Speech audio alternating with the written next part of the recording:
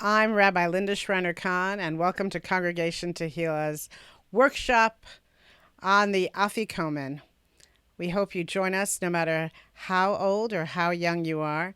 There's always something new that we can learn, and this is a moment where I think that if you follow along with Wendy Levinson and Adina Ruskin, you will derive some hope in these troubled times, in this Mitzrayim that we find ourselves in.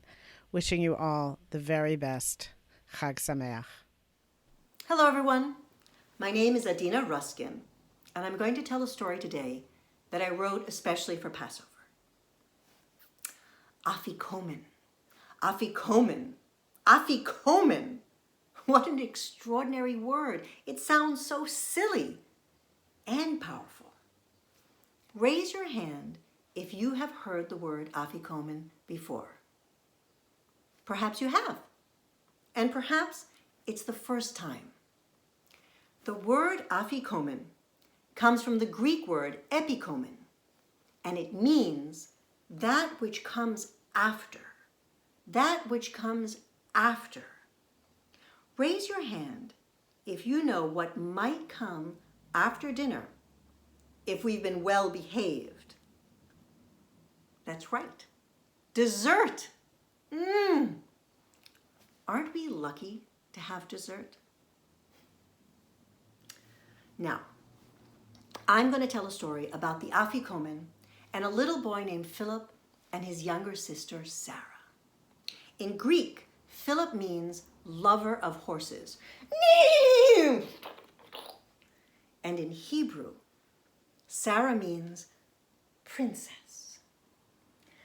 Philip had beautiful black curls, and Sarah had even longer, darker curls that tumbled around her shoulders.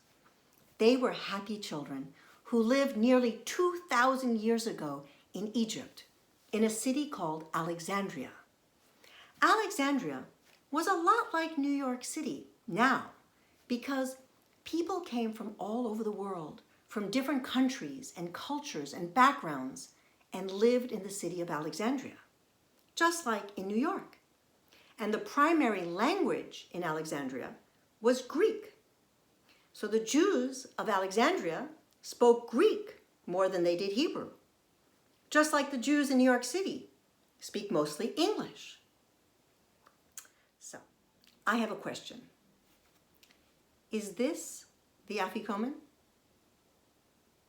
Nope, I tricked you. This is a piece of matzah, the unleavened bread that our ancestors carried on their backs as they fled Egypt. And today, matzah is a food that reminds us of freedom.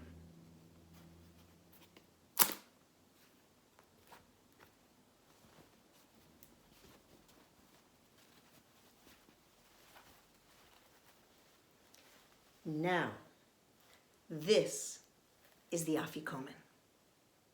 Philip and Sarah helped their parents prepare the house for the Passover Seder. This was their favorite holiday of the whole year. They got to sing, "Dai Dayenu, Dai Dayenu," and tell the story of how Moses led the Hebrews out of slavery, out of Pharaoh's Egypt. They would always giggle at this point because they lived in Egypt and they knew how lucky they were because it was a happy place to live in their time. Evening came. Family started arriving. It was time to start the Seder. Soon their grandpa announced, "I'm off to hide the Afikomen." Philip asked the adults at the table, "Why do we hide the Afikomen?"